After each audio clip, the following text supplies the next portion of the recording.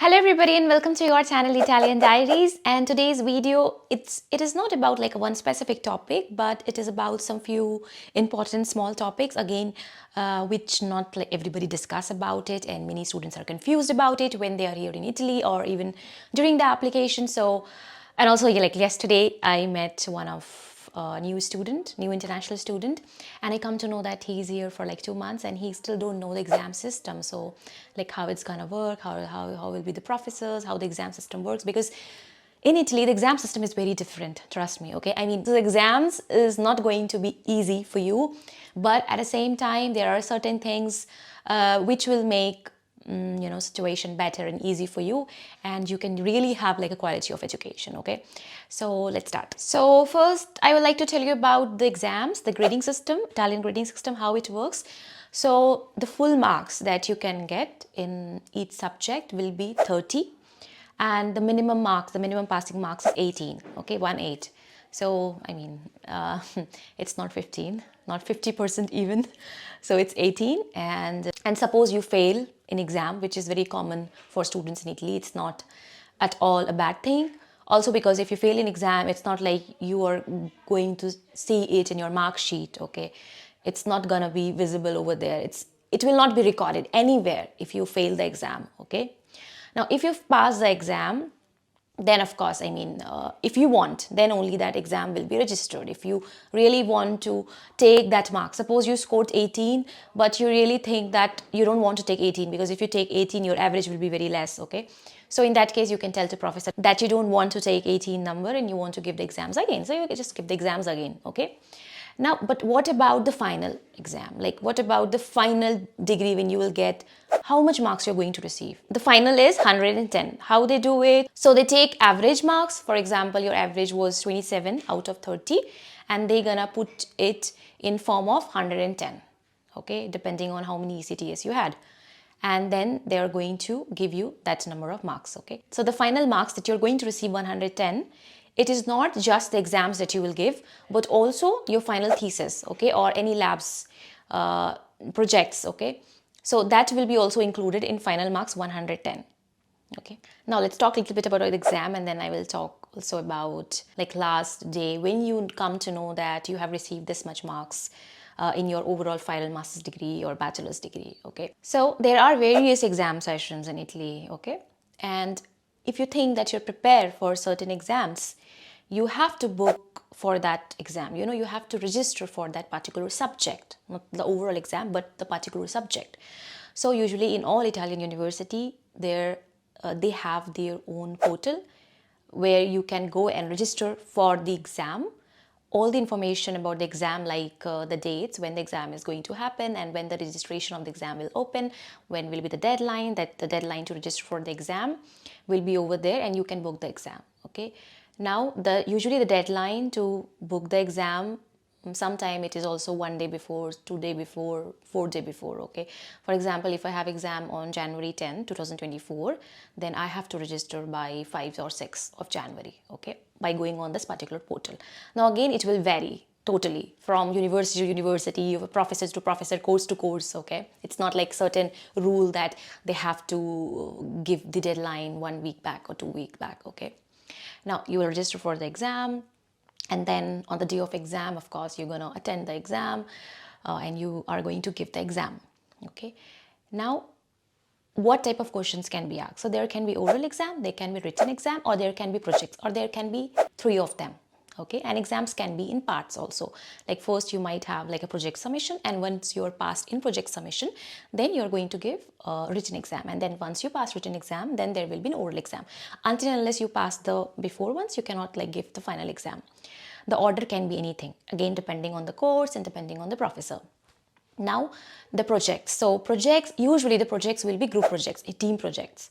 It's not going to be like a single project, you have to do it alone. Okay, and accordingly the whole group will receive the marks, but the professor can give also individual marks to each student, okay, depending on how the student performed during oral exam and all those things. Now oral exams can sometimes even last for like 40 minutes, 45 minutes, because the professors there in Italy, they are too much into understanding that if the students conceptual knowledge is clear or not clear. So you really have to study a lot for the exams. So for example, you have given your oral examination, okay, and now is the time when the professor is going to tell you your final marks and final marks of each student. So maybe professor can tell the final marks of each student if it's like an online exam, online oral exam, then the professor can tell at the end, or after each student will give oral exam, okay, they can tell the marks and they will ask you, so I can give you 20 or 21 or 18, whatever, and if you want to accept it, just let me know. So you have to tell immediately. I mean, maximum you can take like a day or a few hours to inform to the professor that you really want to keep the marks or not. So if you think that you want to keep the marks, you can keep the marks, and then you have to tell the matricola number. It's like a student ID. Everything happens with your student ID, with matricola number. And then the professor will register your grades online in the system. And if you don't want to accept that marks, you can tell that you don't want to accept and you want to try again next time. And professor will be, okay, not a problem. It's okay. And then nothing. No registration will be there that you gave exam or you scored 18 or 7, like 19, nothing will be there. So there will be no record of that you have given exam, okay, if you don't accept the marks. Only if you accept the marks, then only it will be recorded online. So you can even check online all the exams you have given and how much grades you have got from those exams. Easy. Now, in case you have registered for the exam, but you don't want to sit for the exam, maybe you're not prepared or something happened, something emergency situation arrived all of a sudden. So in that situation, what you should do, the polite thing to do is to cancel the registration of your exam. Okay, usually you have to do it like as before as possible, like maybe 2 days, 3 days, 1 week before, if you can do it. If not, even 1 day before is okay. For that, either you can do it on the portal, or you can, I mean, if you don't see any options over there, you can also email to the professor about the exam that you can't be available, and you can just write a reason about it, okay, just a polite way. I mean, even though you don't inform, then it's okay, it's not something bad, but it's just to be a little bit polite. You inform the professor that you cannot take the exam. Now, I mean, this is the best thing. Why it is best thing? Because first of all, I mean, it's not so easy to pass exam, okay? Don't be scared, but this is true. But even though you don't pass, it's not a problem. I mean, nobody's judging you, you know, nobody's telling that, hey, he failed or she failed. It's like so common. I mean, so you don't have that pressure of society or, you know, of your image and all those stuff. Nobody's gonna judge you, like zero. So this is nice thing. And second nice thing is, if you're prepared, then only you can give exam, and you can give the exam when you want to give, because there will be always like exam sessions, and if you're prepared for that exam, you can give that exam. So it's not like semester exam, so you have to give all the exam in semester. You have to take all the semester as like a subjects, okay? So I think you should target at least for 2 subjects per semester, so that you know, you prepare well enough. And based on my experience and based on the experience of, you know, other student, you need at least 1 month, like it's minimum, you know, to prepare for one single exam. And that too, you have to study like a lot. Like every day you have to be very disciplined about your timings, how many hours you're studying. It's not like today you're studying, tomorrow you're not studying, and then like this 1 month you're not going to you know, you're not going to pass the exam, okay? Now suppose you're not prepared, but still you can sit for exam to have an idea about how the exam work, what are the questions, what can be the question asked by professor, and all these things.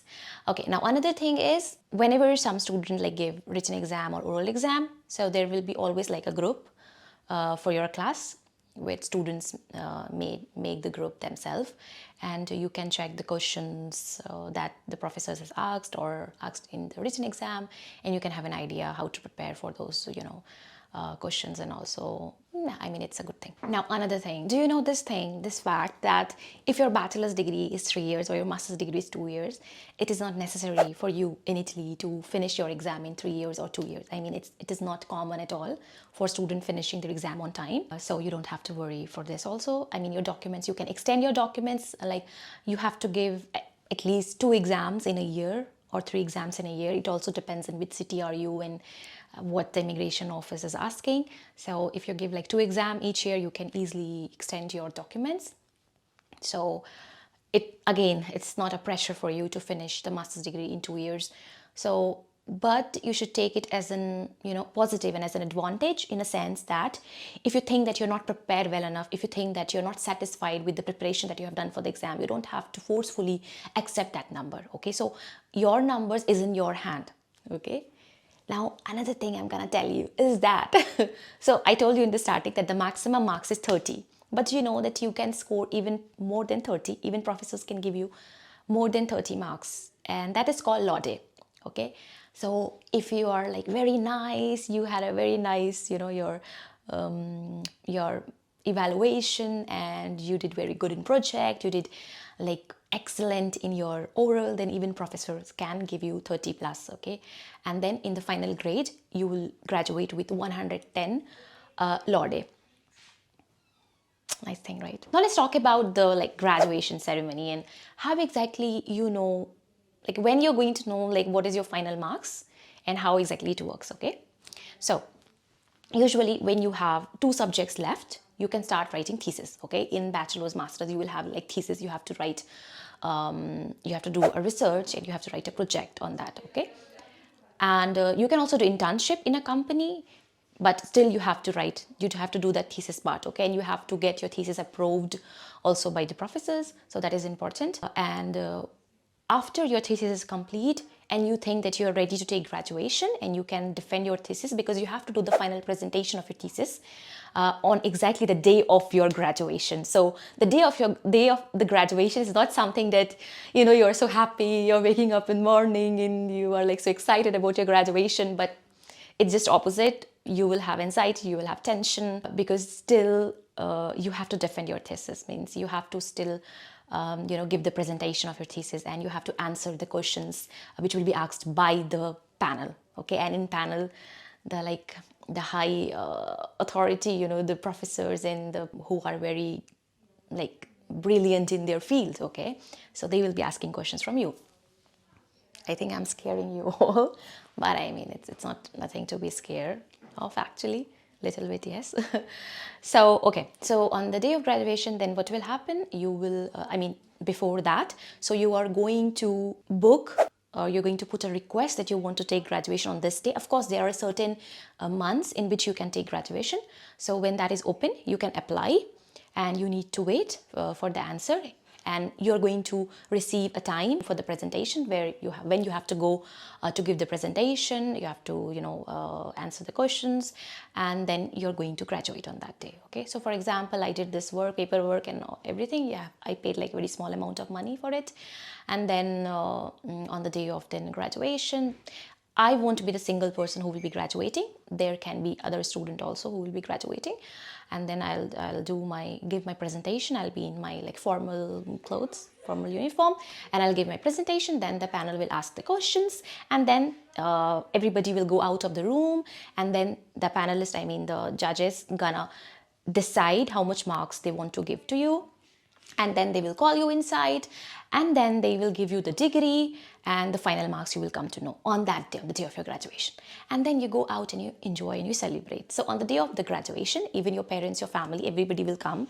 And then after that, you start partying from morning till night. So if you really want to see how the graduation works in Italy, then I have a vlog on the graduation day. You can check in the description, okay, and you can know what exactly happens and how is the tension, and then how is the after party of graduation. So now you will ask me that it is like, of course, it's kind of weird that on a graduation day, not whole class is not graduating. The students are graduating, okay? This is because, as I told you, that students can give exam when they think that they're prepared. So it's not like semester a system that you have to give all the exams in a semesters.